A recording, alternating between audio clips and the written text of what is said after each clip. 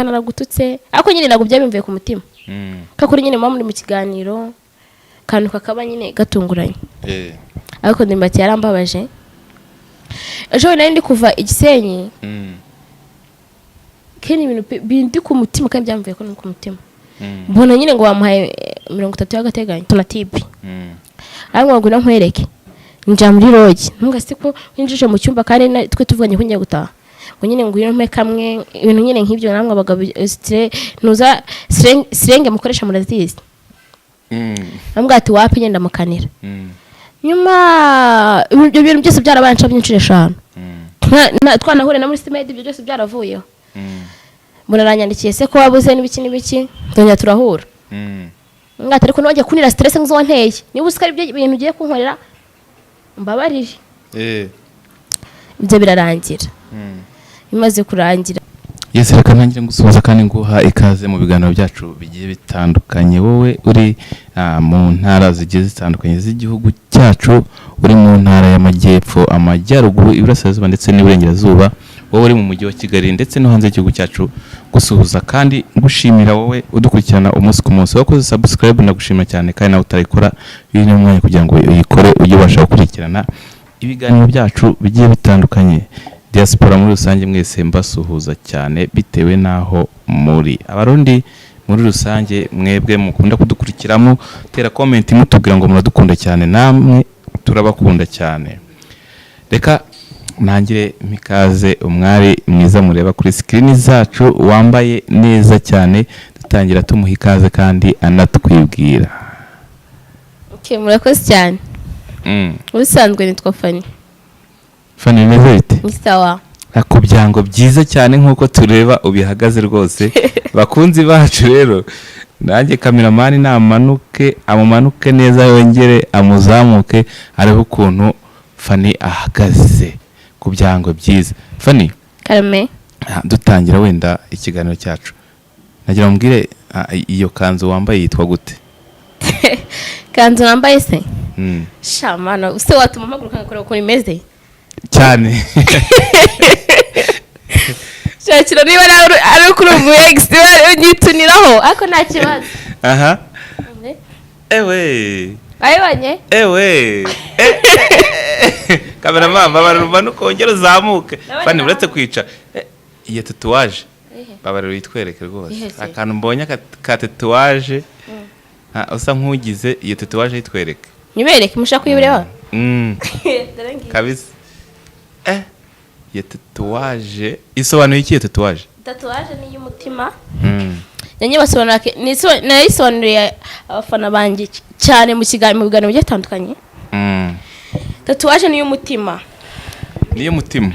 nk'abantu batigeze bakurikirana yenda ikiganiro ko usobanuye tatuwaje ngira ngo ubasobanurire ni y'umutima ariko burya umutima mbonye hariho udutima twishi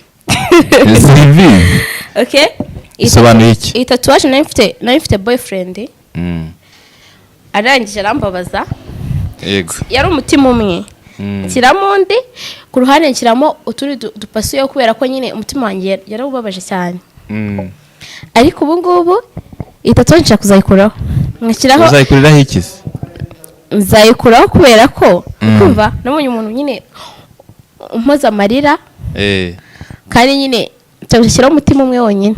Okay, fresh sana turaza kugaruka kuri iryo jambo ryiza utubwiye twisubirire inyuma gatoya iyo kanzu wambaye yitwa gute kanzu se shamva izina ryayo riragoye ahubwo iyo ngiyo mbahaye umukoro baheho mwaka abafana banjye bazajya navuga kuntu yitwa nayo nzagaruka mbasubiza kuntu yitwa ndemo wabifomboye urabona ukuntu wegetseho ndagira ngo tubwire izo nete zo zitwa gute uzigurira he ego man ibintu byanye byose uri kumva no abafana banjye bazavuga amazina rero ntoranya babimenye bahe igihembo ego kakumbona uti urajya mutatsubiza akakanya happy ese Fani nkubu ukuntu uhagaze ku byango uhagazeho uhagaze amafaranga ngahe shamani ndahenze pe utazajya umbona gutya ngenda ndahenze pe ndahenze ndakurusha bya byango nyitaho kera umubare nyine uhagazeho amafaranga y'ibyango uhagazeho tubwira umubare w'ibyangwe uhagazeho nyine amafaranga yabyo. Okay. Hano hasi magaze 40 na ya force ya original habaho ya 20 aba ya 20 ya 25 35 ako nje ni 40 ni cyangwa na Ivani igoma. Yes. Uraharuka ukagiye igoma kujya kugura ibyangwe. Imipaka yarafunguye rega. Ikanzu rero nayiguze Dubai. Bakunzi bacu mujye muteranya muraza kutubwira ibyango hagaze. Ni kanzu nayikuye Dubai. Umuntu yize arebe neza n'inyuma. Mwayibonye? Arebe neza n'inyuma. Azambwira igiciro cyangwa ambwira ukuntu yitwa. Nzamuhemba. Iryo nibanga se ushatse ntabwo ushaka kutubwira amafaranga yaryo. Oya, inkweto nabasobanuriye ko iyi nkweto abantu bose barayikunda kandi bakunda kuyambara. Ariko nyamabwira nayikuye. Yes. Ese kwikanzu hari umuntu uri burebe iki kiganiro akavuga ati Fanny iriya kanzu yambaye nayikunze. Wenda kwikecura basobanuriye cyangwa ku nkweto basobanuriye. Yes.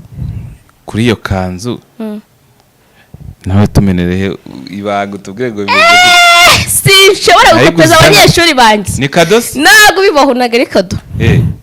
Ikanzu yavuye Dubai. No mu Rwanda zigeze zihari. Mu mujyi muri shika wayihasanga ariko so nayikuye.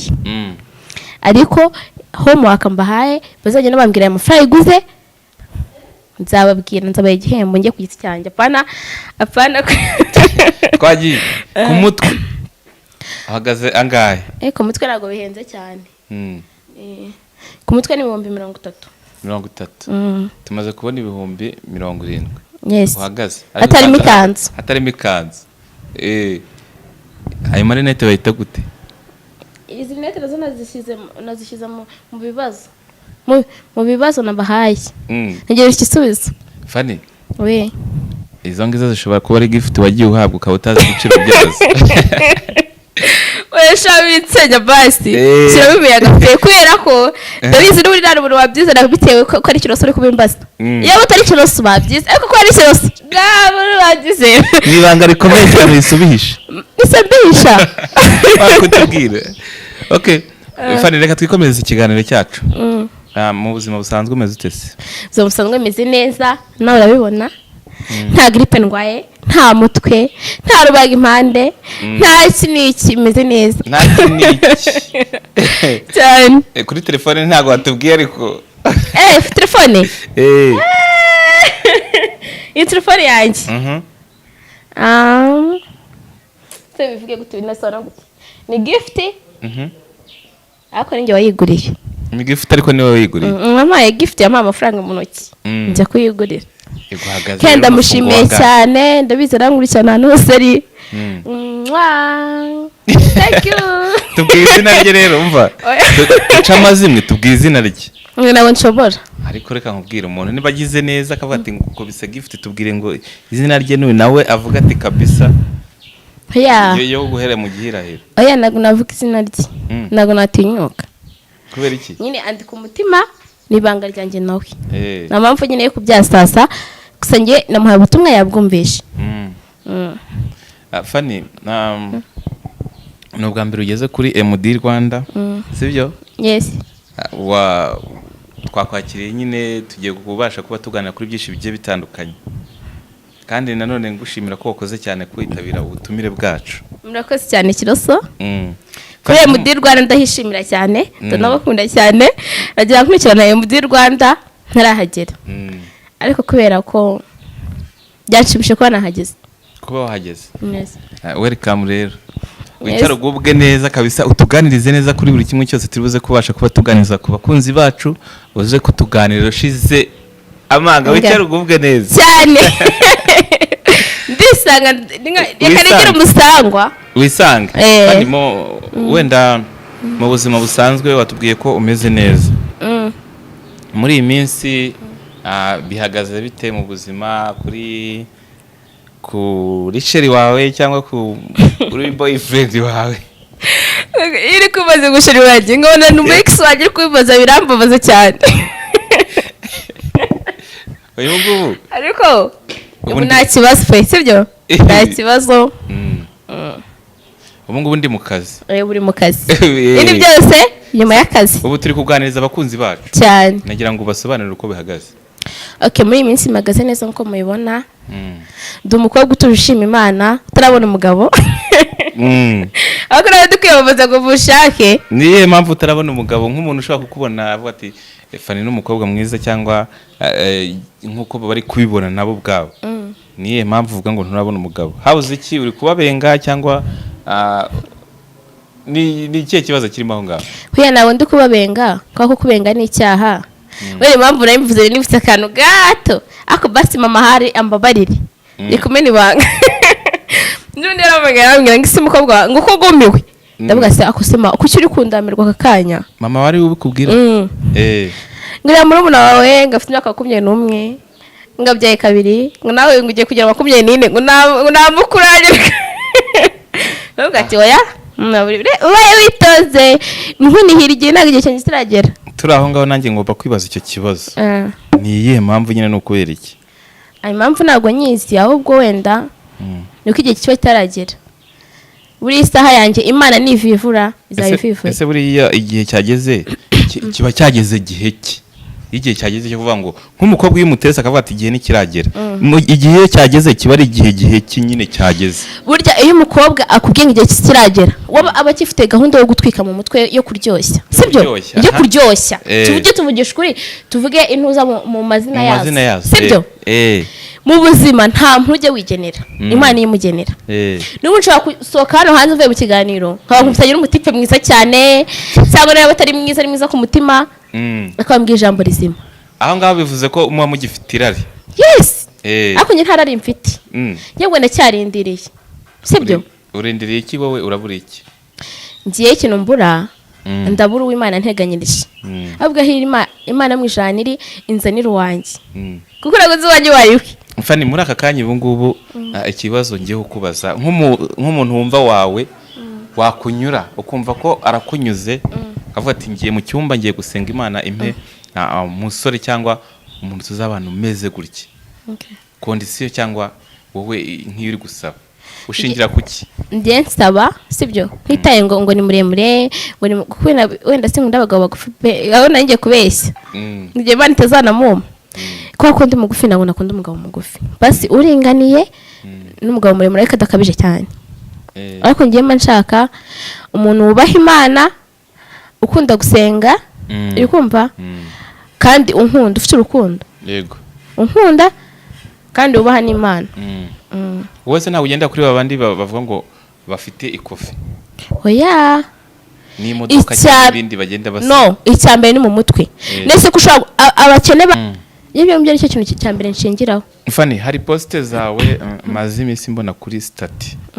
Postinga umugabo bita Ndimbati. Ubwo uraje bana we. Mu postinga kabisa ubona ko uri mu gahinda wababaye ku byamubayeho. Nagira ngo udusobanurire ibyiri ya foto nyine cyangwa nayo magambo ugenda wandikaho. Okay. Estuma mpindura mito narinde. Ewe yinduka. Wenda umaze iminsi ubibona. Uko mu kubibona nyine ibintu bigaragara to. Nuko uri umugabo Ndimbati ari inshuti yanjye. Kandi ibyabaye nagizweho ingaruka n'ibyaba mubayeho. Webanye ko nagiye posting utuvideo twaje dukorana. Bavuga ati basi nkakora nyine twaje gutwara ibiganiro bitandukanye mutonganya ngo warasaze ngo wambara amajipo nyine kwa kuri nyine gutera jo. Ngewe nagiye nibona n'ama post yanyu n'ama video yanyu mwana sohotse. Nke nyine warabibonye pe sibyo. Ngenda bivuga ntago ndakabata. Irengera. Ariko sibyo. Ariko muri make byarambabaje. Ati gute. Ujya gukora ubona na post ndi kwicuza si yumenya simba naragututse. Ariko nyine nagubye byabimvuye ku mutima. Kakuri nyine muri mu kiganiro kantu kakaba nyine gatunguranye. Ariko Ndimbati yarambabaje. Ejo nari ndi kuva Igisenyi. Kene ibintu bindi ku mutima kandi byamvuye ko ku mutima. Mbona nyine ngo wamuhaye 30 y'agateganyo. Nararize. Nyine ntazi nyine anamarira avuye. Umutipe twicanye arambwira ese wayi navuga amaso ari kunjya ndirengagiza. Fani tukira ngaho hari ikintu kijya kuba ku muntu amarira burya ni ikintu gituruka ahantu kure kandi amarira ntago yapfa kuza gutyo. Niyihe mpamvu yatumye urira wumviza ko Ndimbati bamuhaye iminsi 30 y'agateganyo? Cyatumye ndira. Natekereje uburyo ateyemo. Sibyo? Wenda nta muntu kwisi umwere. Kandi ikindi cya kabiri nawe si shyashya. Ariko biriya bintu ngende nabonye byarandenze bitewe n'ukuntu mungiye muzi. Ntago ari shyashya kandi byarakurenze cyane. Ubu nagira ngo wenda mu magambo arambuye ntago ari shyashya dusobanurira aho hantu. Si shyashya kuvuga ngo si shyashya abagabo bose mwese murabyumva.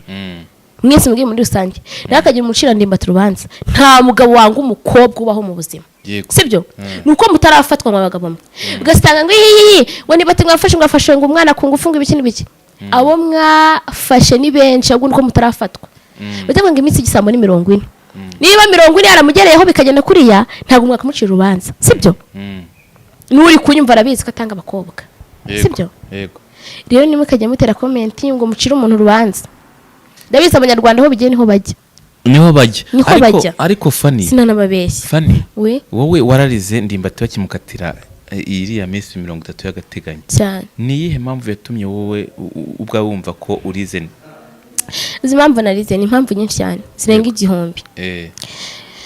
Ndimbati pe uzaba usangwa na mbere sinari muzi nyine nari muzi gutya to nanjye nkora ariko turahura. Fani ngaho uri muratambikamo akantu katari keza ntago mwari muzenye kandi mfite amafoto yanyu ngiye ndayafite nyine ndabizi ayo mafoto niyo nanjye ndimo gusobanurira zanyu mwasohotse sindimo gusobanurira se. Yego mbere twe tuziranye nese umenyana n'umuntu gutyo mbere si mumenyana n'umuntu mutari muziranye. Nibyo no gusobanurira naho twe tuziranye yankuye muri groupe ya WhatsApp aranyandikira ngo hayi namusubiza hayi ese bebe bite namwana byiza amakuru ni meza ese uragaragara neza ngati Messi turacata amuturinki wasataranze ko nyina amafilme nanjye muharinki gese buryo ngo nawe ukina filme namuga yego ati tuzahuza one day ngati ngemba ubahe bakicukiro nawambwira naba hari abatara basenyera ahita hambwira ahehe yabaga he batarasenya ujya ku giti nyoni ikiruhura nyuma bajya harana ruveje mu midugudu. Turahura bwa mbere aza kumfata mu rugo n'imodoka n'imodoka aza kumfata turagenda turasohoka njya ahantu heza turaryoshya bisanzwe. Arambwira sobanure connection yaje kubaho nyuma yo kukubwira ngo abaho agwa iyo link nyine kugira ngo aze kukureba mu rugo. Utubwire nyine byatangiye gute yaje kukureba niba wakwiyamagaye kuri telefone akubwira nje kukureba nawe utawemera cyangwa byaranyandisiye imbere amwe muri groupe ya WhatsApp twabanaga muri groupe imwe. Wenda nagwa yarasiko nyenye n'amafilme nagwa yarasiko ibintu bya cinema mbizi wenda ndamusobanurira turahuza aza kumfata n'imodoka. Arambwira ati rero hari akarori mfite n'abashuti banje turi busangire reka tuze kujyana naho Kicukiro. Arambwira ati nta kibazo araza aramfata turagenda turanywa nyine turaryoshya bisanzwe n'abashuti tujye gutarangira se bibi na nyine nakuntu niki ukumva bari dusobanure neza nabyumva bari byumve. Arambwira se baby nta kuntu niki ati oya nyine oya tube tubyihore n'ubwa mbere duhuye ari Ndimbati bivuga. Arambwira ati ntabwo naguforce nari bitahire tuzahura. Ubu ni umunsi umwe umunsi umwe wa mbere. Ku munsi wa kabiri arampamagara umeze neza nabyutse afashe breakfast ndamubwira ati yego nta kibazo ati ati basi nyine hari ikintu uri kubura ndamubwira oya nta kintu ndi kubura nese kuki uri kumbaza nta kintu ndi kubura njya byibuze nkohereza nk'agahombi abanga ndaguye igihombi ati kuri suku bisetse naga igihombi amafaranga ndamubwira ati oya ngo mbisetse ahubwo nyine niko bintangaje ko abakobwa benshi bakunda amafaranga ntibaba barayanze ngo narayanze mani ise nyanze ahubwo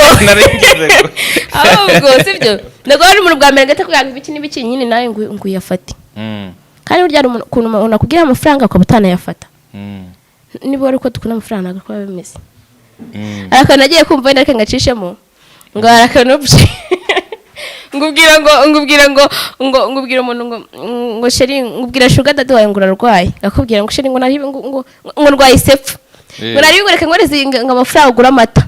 Wabwira ngo ukata hirya ukabwira boyfriend wawe. Mwese shiri nkundwaye.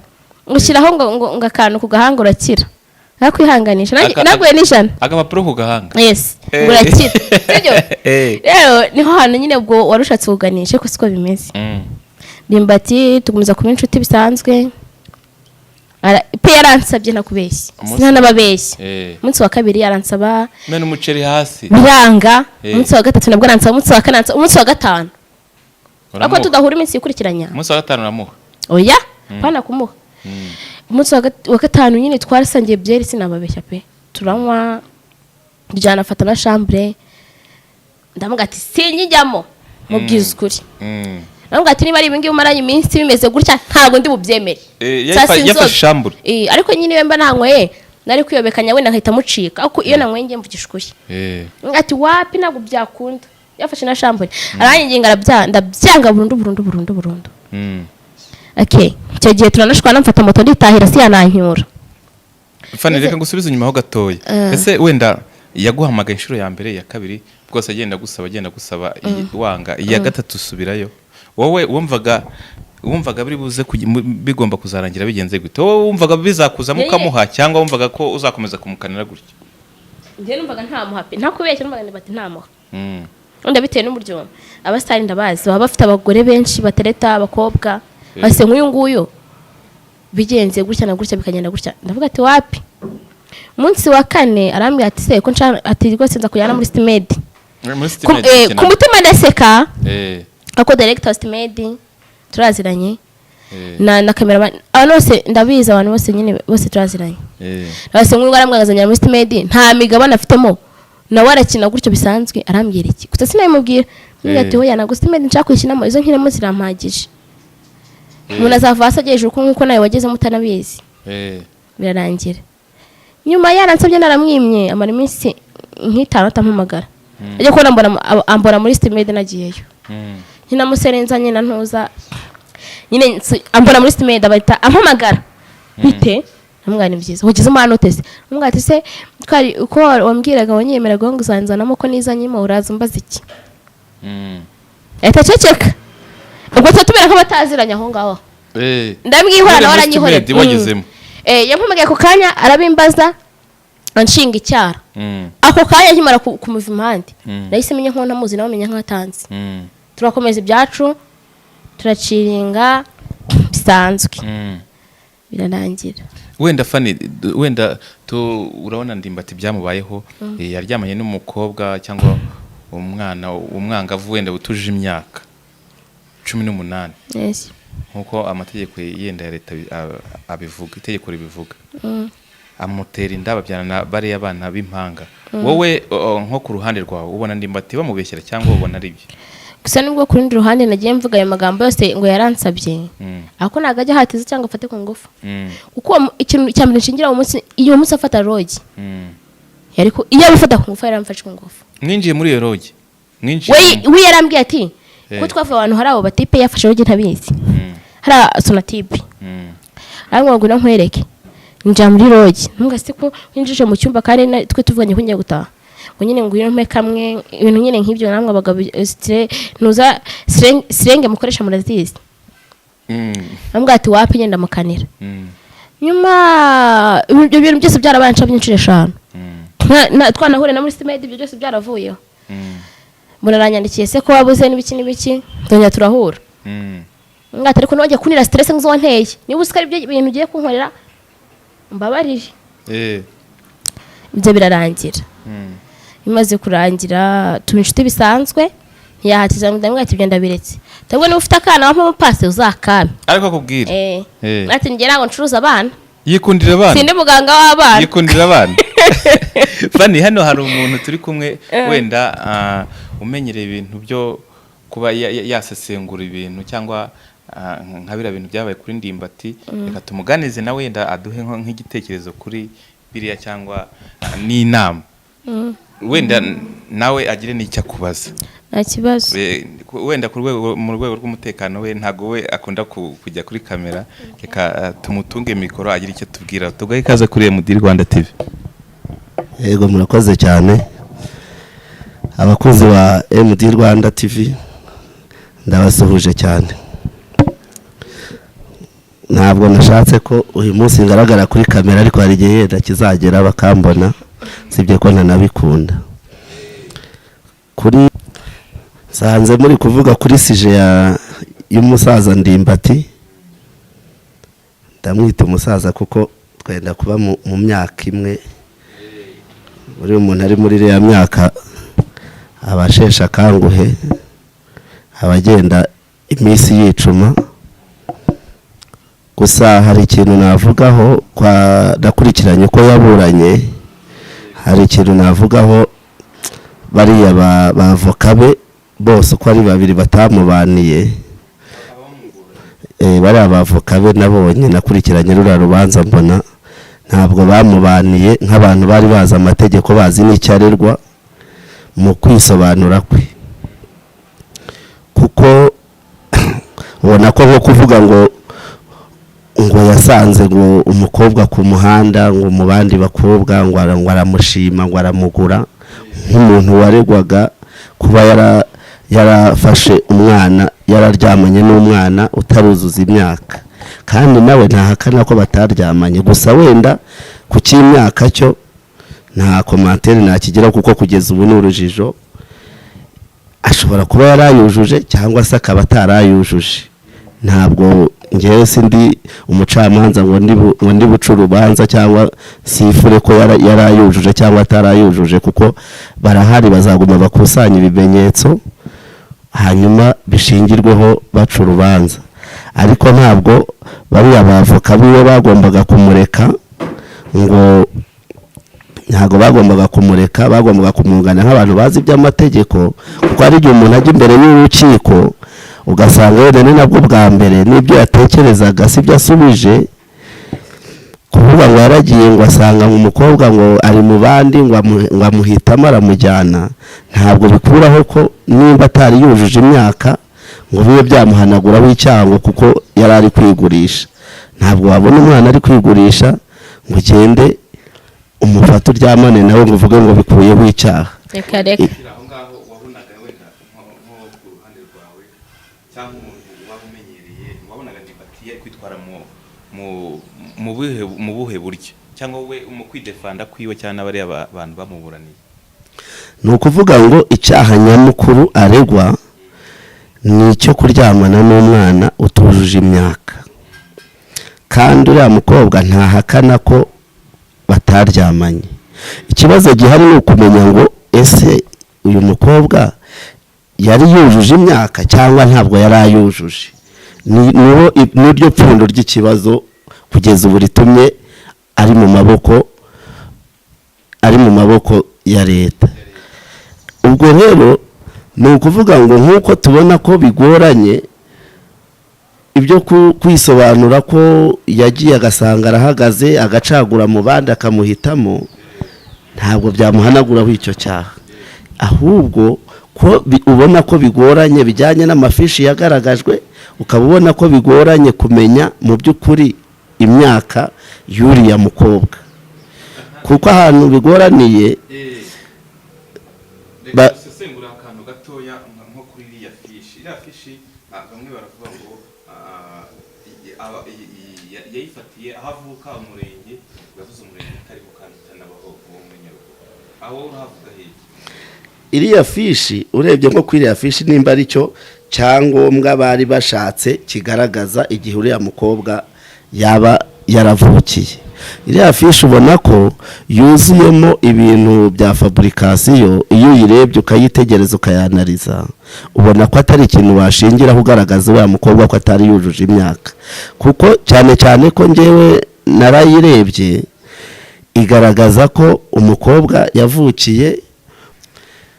Iriya fishi igaragaza ko umukobwa yavukiye mu karere ka Nyaruguru, mu murenge wa Shiri, mu kagari ka Tangabo, umudugudu wa Tangabo. Kandi abantu bazi, nimba mbeshya abantu bazi muri Nyaruguru kariya gace wenda banyomoze, ariko ngenda havuga nk'umuntu hazi, ntabwo nta murenge muri Nyaruguru ngira ngo witwa Shiri wigeze ubaho. ntawabayeho ko nanjye ndabizi. nta kagari kigeze gahari ka Tangabo, ahubwo hari umudugudu wa Tangabo uri mu kagari ka Samiyonga mu murenge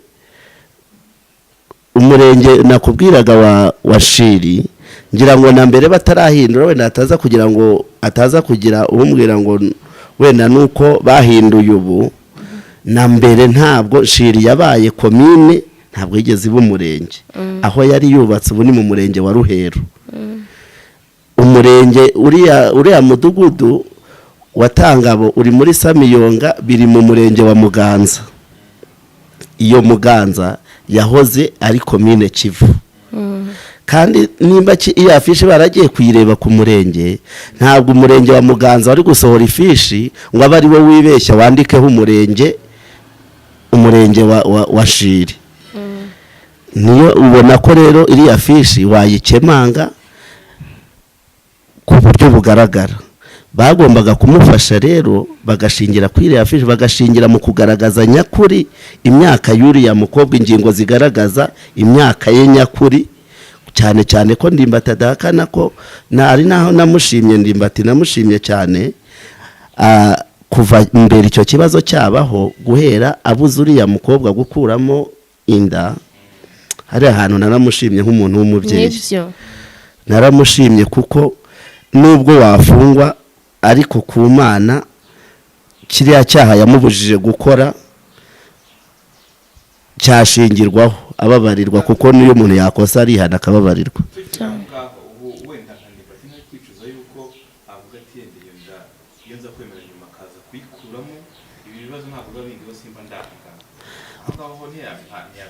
Agiye kwicuza rero burya yaba ni nka kwa kundi wakora ibintu byiza warangiza ukabisoresha ikibi, cya kibi kiraza kigahanagura bya bindi byiza.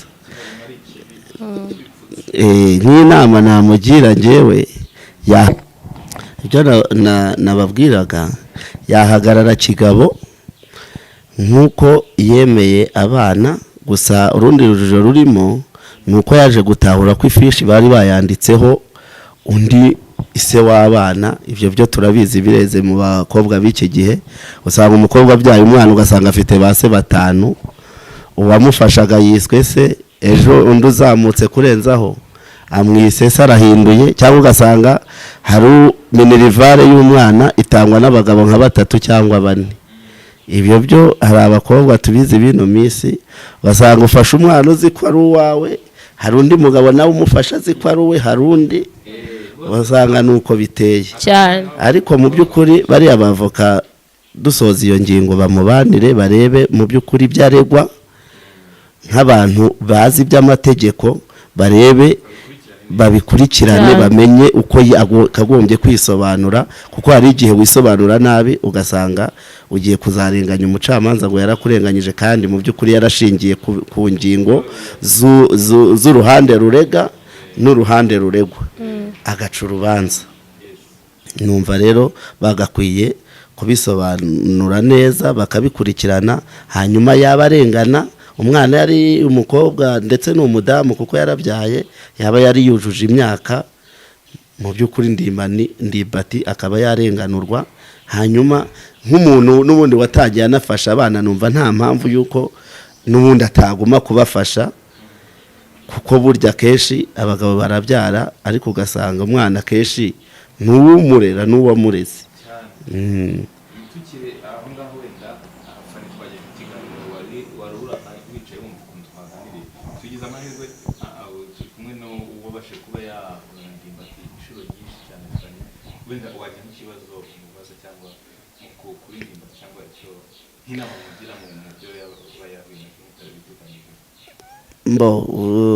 Ikibazo wenda namubaza, ibintu by'abasitari ntabwo njya mbyinjiramo cyane. Usanga nyine bafite ukuntu ibintu byabo byubatse n'imikoranire n'imibanire. Gusa icyo nashimye cyo nuko harimo aho yavuze ati Ndimbati yaba arufata ku ngufu, nanjye hari aho twageze ati ari aho twageze nkurikije uko nari nasomye ku gacupa afite intege nke twinjiye muri shambure yaba rufata ku ngufu simba narahamuvanye atariko narahavuye naramuhakaniye arabyumva kandi n'ibyatumye atongera kumvugisha. Ibyo rero biba bigaragaza gusa umugabo ni umugabo, ntabwo twavuga ngo ni shyashya, ariko bagakwiye kureba nyine ikiri ngombwa cyangwa uko byagenza. Kandi akabazo nabaza gusa nubwo wambwiye ngo mbaze Fani, nahera kuri wowe, nubwo wenda wari urimo ubaza atari ngombwa ko nkubaza, hari akantu gato nakubaza nka Fani nkawe nk'umwegisi we yari kukubwira ko ubu ahagaze ku cyangwa kiri mu rwego rwo hejuru, afite umuntu uri kumwitaho, nawe ukanabibona, wiyumva ute cyangwa se ubitekereza ute, cyangwa uburyo uvuga ati undi mukobwa tuzongera gukundana icyo ntujuje kuri Fani ubu noneho nzashingiraho, nicyo nashaka kukubaza ngo unsobanurireho. Ni ukuvuga ngo bajya bavuga ngo amaboko atareshya ntaramukanya, kandi nanone buriya abantu ntabwo baba bahagaze kimwe. Fani ashobora kuba yarabonye umuntu nyine ufite ikofi akaba amumeniramo, ariko ngewe ikofi yanjye ikaba yaranshiranye, cyangwa nawe mu gushira nawe yabigizemo uruhare yawe mbese arumva. Ariko ibyo ni ibyatambutse nakaciyemo nyine byararangiye, ariko nanjye ngomba guharanira gukora kugira ngo nanjye ubu tuzahora ubutaha, cyangwa uwo nzongera guhuza nawe nzabashe kumwatsa. oya ukiri aho ngaho reka ngusubize. Ntabwo ikibazo ari ikofi, ntabwo bavuga ngo wabonye ngo ufite ikofi ngawumeneramo. oya pani ikofi ntabwo byanga kuza gutyo, none si byapfa kuza gutyo, ariko ugende kopesha ibyango bingana gutyo. yes, ariko ubwo bushobozi ntabwo nari mfite, ntabwo two kujya tubeshya.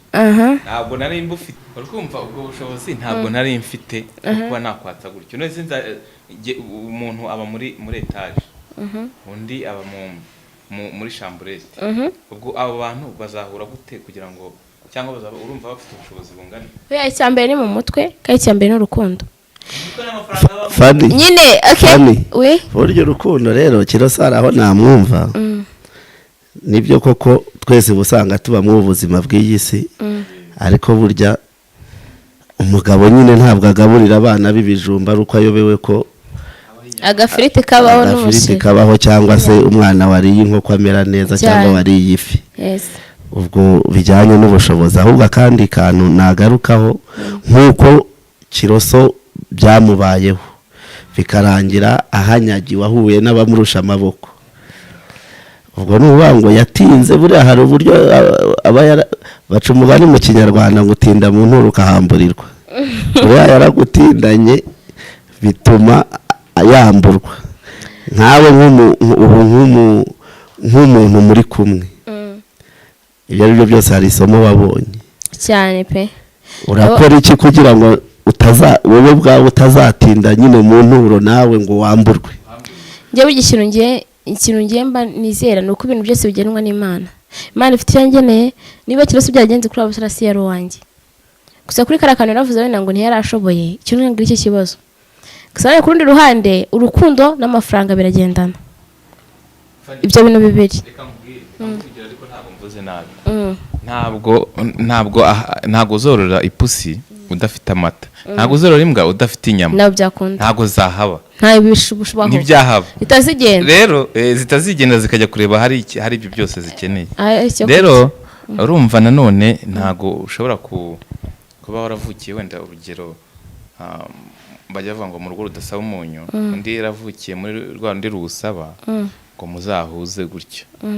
Hari akantu Fana atasubije ariko ari kungwepa nubwo ndi kwihuta ngiye. Namubajije kanyisubiremo, namubajije ngo ko areba ko Kiroso yatinze ku byo ku bya Kiroso uko byagenze, akaba yarambuwe yaratinze mu nturo akahamburirwa. Wowe kuri sheri wawe urakora iki kugira ngo utazatinda cyane ko wanatubwiye ko imyaka irimo yisunika buri umukobwa yamaze kugera muri iriya myaka igihe kiba kigenda. Icyo uri gukora ni iki cyatuma adatinda ku buryo haza undi mukobwa akaba yaguca muri humye ugashiduka nawe wambuwe? Aha, icyo kibazo nakigusubiza.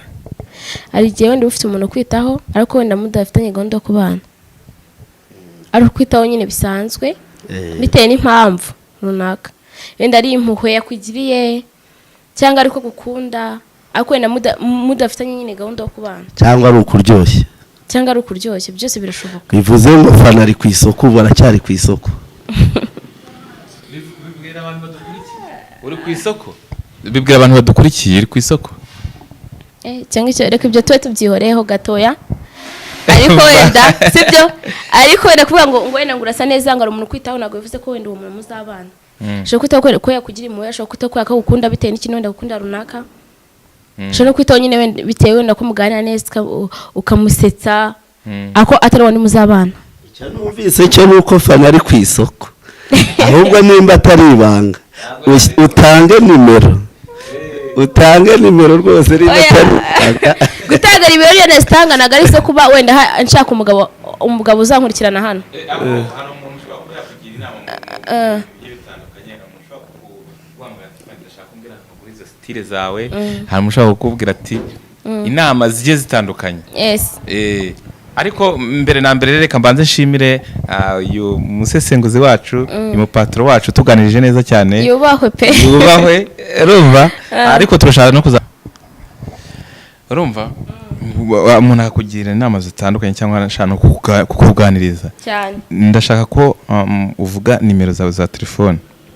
Okay, nimero nkoresha kuri WhatsApp 078 966 17 492. Ariko icyitonderwa kuri izo nimero, nshaka umuntu uzahamagara ambwira ibintu byo kuntereta, sinshaka umuntu uzahamagara ambwira ibintu byo kubana ko njye ntabwo ndi gushaka umugabo hano kuri YouTube. Muzangira inama, munsubize iyi kanzu yanjye nabahaye, nababwiye ngo muzangira amafaranga yiguze n'izi rinete. Uzabishobora nzamuha. Ibyo byose urabikesha nde? Ndabikesha umuntu uri kunyitaho muri iyi minsi. Ariko wamuvuze unamusuhuza. Niyo ntabwo namuvuga, gusa hariho tari abahe. Ntabwo ari ngombwa nk'uko mavuga, ariko ndamusuhuza cyane kandi ndanamushimira ku byo agenda nkorera umunsi ku munsi, niko anyitaho, ndanyuzwe, nta kibazo mfite, kandi aba yakoze akazi gakomeye cyane. Fani, dusoza ikiganiro cyacu, ndashaka kumbwira ikintu ukunda ku mubiri wawe, igice ukunda ku mubiri wawe, tumanuke hasi. Burya bajya bavuga ngo ntawimenya. Ushobora kundeba ugakunda intoki zanjye, unyuma kamera ashobora kunda agakunda amaguru yanjye, uwo hirya ya kamera ashobora kundeba agakunda ikisi mu mavi hanjye, ushobora gukunda itako ryanjye, ushobora gukunda ikibuno, undi ashobora gukunda he, ntawamenya. Wowe noneho ndashaka kumbwira aho ukunda, duhere hasi. Nkunda isubura ku mubiri wawe. Nanahamwe. Aho nkunda sinahavuga. Tuzamuke hejuru. Aho nkunda ntago nahavuga. Havuga ariko tubwire, ukunda he ku mubiri wawe? Ku mubiri wanjye ntacyo nashinze Imana, sibyo? Umubiri wanjye sindawukunda. Uko yangize biranyuze. Uri kunda wese? Ndikunda. Nese abantu benshi bakunda kukubwira ngo Fani ngo ufite hano runaka heza ni he? Ayo umuntu wambara mene irari rikamwica, nkunze amaguru yawe, nkunze munege zawe, nkunze amatako yawe, ibyo byose ari irari. Abantu bakubwira hano, iyo ari umukobwa se ubikubwiye? Ashaka kumbwira sha baby urasa neza, ufite amaguru meza, ufite amatako meza. Ibintu nk'ibyo nyine. Bari hamwe ufite mu maso heza, ufite amatako meza, ufite amaguru meza. Ibyo byose ntabyo nibonaho. Kuko nde ndikunda guhera kurwara rwanye kwisi ku musatsi. Uko Imana yangize nuko yanemye ndabishimiye. Yangize ikimuga, yangize ikiragi, nyanciye ukuboko, nyanciye ukuguru, ndikunda. Fani, urakoze cyane. Dusoza ikiganiro cyacu, ugira ikintu ubwira abakunzi bacu ba Yamudi Rwanda cyangwa n'abakunzi ba Fani muri rusange? Abakunzi banjye mwe mwarambuze, ndabakunda cyane, kenda bishimira, hari benshi nkunda. Mwese kwanza ndabakunda. Ubutumwa nabaha mujye mutwikirana umunsi ku munsi, kandi kubyo tuvuga ntituzatugiraho aho dutana, mujye mutera comment mutubwira hano warengereye twisubireho, ke turabakunda cyane. Okay, urakoze cyane Fanny, wakoze cyane kwitabira ikiganiro cyacu.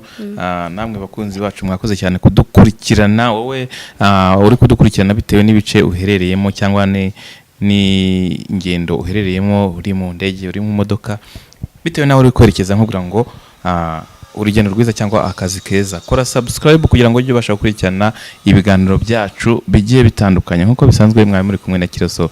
Ciao ciao, turabakunda.